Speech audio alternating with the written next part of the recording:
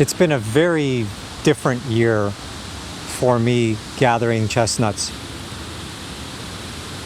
And I've got something that I want to share with you from today's gathering session that I haven't shared yet in any of my other videos. But before I do that, I want to give you a little bit of general background in case you haven't seen other recent videos about this year. It's now, I'm not sure what day it is, maybe the 20th of October.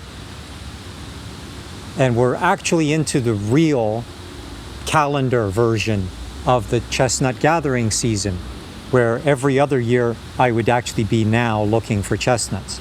This year's been different. We still haven't had a frost. And the tree is so lush and green up there. I've never experienced this before. And so the tree started dropping chestnuts a few weeks ago. Shocking to me. And I've already got 5 in the refrigerator, viable nuts, from weeks ago. It's been now well over a week, almost 2 weeks actually, since I found a viable nut. But there are still so many big green husks up there that haven't opened yet. Way up there. Obviously, since there are many husks up there yet that haven't opened, I have to keep looking. And I'm still finding all of these sterile ones. Now, these are all the small ones that I found during my first search this morning. I search many times a day. And I wanted to show you something that, if you are fortunate enough to know of the location of a large chestnut tree, American chestnut, and you are looking to try to find viable nuts, when you're looking through the sterile ones, look at the size. As you can see by the ones that I gathered this morning, I set aside at the far end here 4 of them that are much larger than the rest. And as you can see, those 4 are all what I call bookends, with the 3 nuts in each husk. The 2 on the outside I call the bookends, and then you have the 1 in the middle. I have never ever found a bookend that was the only viable nut. If there's only one, it's going to be the one in the middle.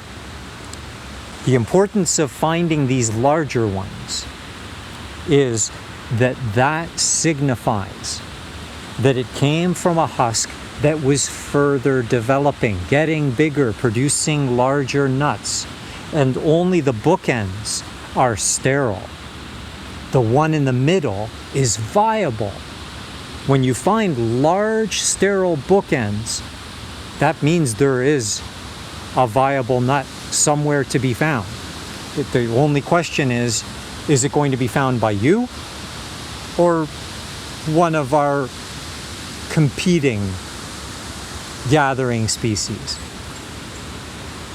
Speaking of which, yesterday something really interesting happened. It was a first for me.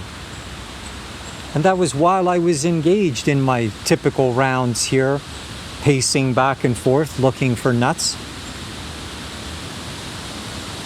Actually, right in the area where the camera is right now, I heard a stirring and I looked over, and it was a flying squirrel on the ground, rummaging. And as soon as I saw that, I said, "Hey, what are you doing here?" And when it heard me speak, which is a pretty rare phenomena since I'm alone in the forest all the time, it was startled and bolted right up that oak tree right there. And so my hope is, since it was under that oak tree right next door to the Miracle Sisters, which is half chestnut, half oak as well, there's a lot of acorns on the ground here. So my hope is that it was gathering acorns and not viable chestnuts. But it scurried up the tree so fast I couldn't see what it had in its mouth. But now I have to add another species to the list of competitors who are foraging. I've never seen a flying squirrel on the ground before like that. So that was new. It was kind of exciting, actually, even though I was a little worried that it might have been taking off with a viable chestnut, but what can you do? I can't get all of them. And you know, I mentioned earlier that I only have 5 in the fridge.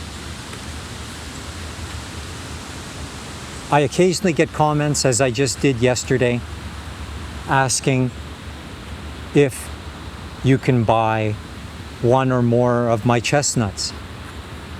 The sad fact is, I just don't have enough. The 5 that I have in the fridge now, which hopefully by the end of the season will be 6 or 7, or maybe if I'm lucky, 8. Those are all spoken for and then some, because I have local plantings to do in my own forest, first of all, and in forests that I'm helping out right here around me. Because I'm trying to get this Miracle Sisters spreading here to help the species really grow faster in this little hot spot. But I have good news for you, potentially good news. And that is that just a few days ago, a viewer commented on one of my other videos. I think it was the one about the first wild planted chestnut that came up on the other side of the forest. And that viewer is from the United States and has a pair of ancient American chestnut trees that are cross-pollinating with each other. And this viewer has the incredible fortune of finding themselves drowning in viable nuts. I believe they said that in a course of 10 minutes or so, they found about 350 viable nuts. So contact them and maybe they will set you up with some nuts. And another thing to do, in case that doesn't work, if you're too far away or whatever, contact agencies that deal with the American chestnut. Here in Canada, it's the Canadian Chestnut Council. And there's a similar one in the United States, although I can never remember its exact name. Maybe the American Chestnut Federation or something like that. I don't see no federation, but contact them. And maybe they can set you up, because I know that the Canadian Chestnut Council does. I have some of their babies growing here, mixing it up with mine. So, one last note. Oh, actually, before I forget, I wanted to also mention, with regard to the 5 that I have in my refrigerator now, you can see here from the ones that I gathered early this morning, there's about 20 here. And that is what I gathered from just a few paces within this bench that I'm sitting at now. Because I wanted to get a representative showing of what's happening right here in this one little spot.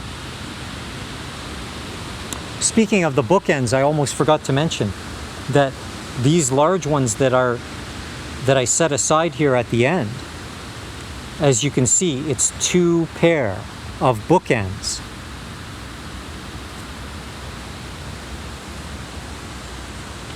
And so, hopefully right overhead, because this is where they fell, there are 2 viable ones waiting to fall still, unless they're already in my fridge, which is possible.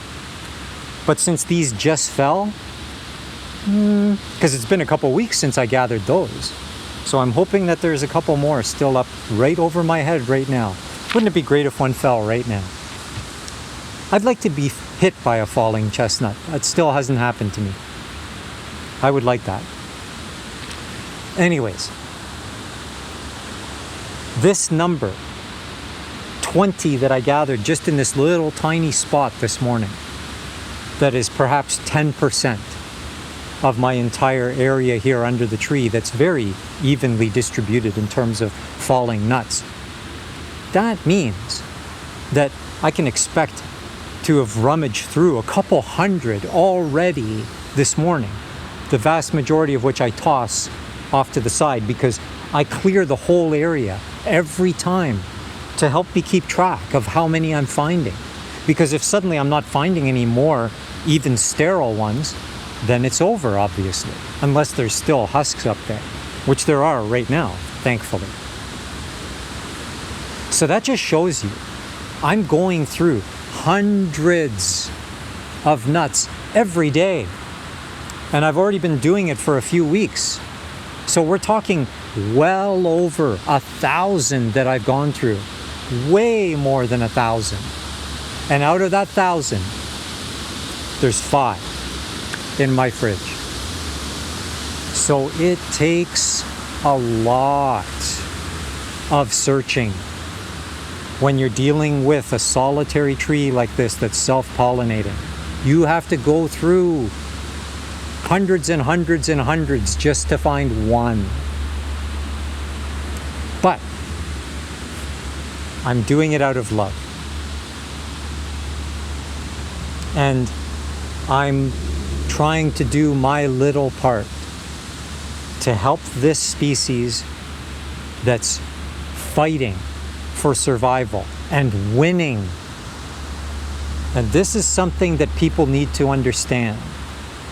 This is a fight that isn't going to be won in a small number of years. It's not even going to be won in a small number of human lifetimes. It's going to take thousands of years for this species to regain its foothold and be this massive member of the entire North American forest. But rest assured, in little pockets of success, like my forest, that I'm slowly spreading to beyond the edges of my forest. These pockets exist.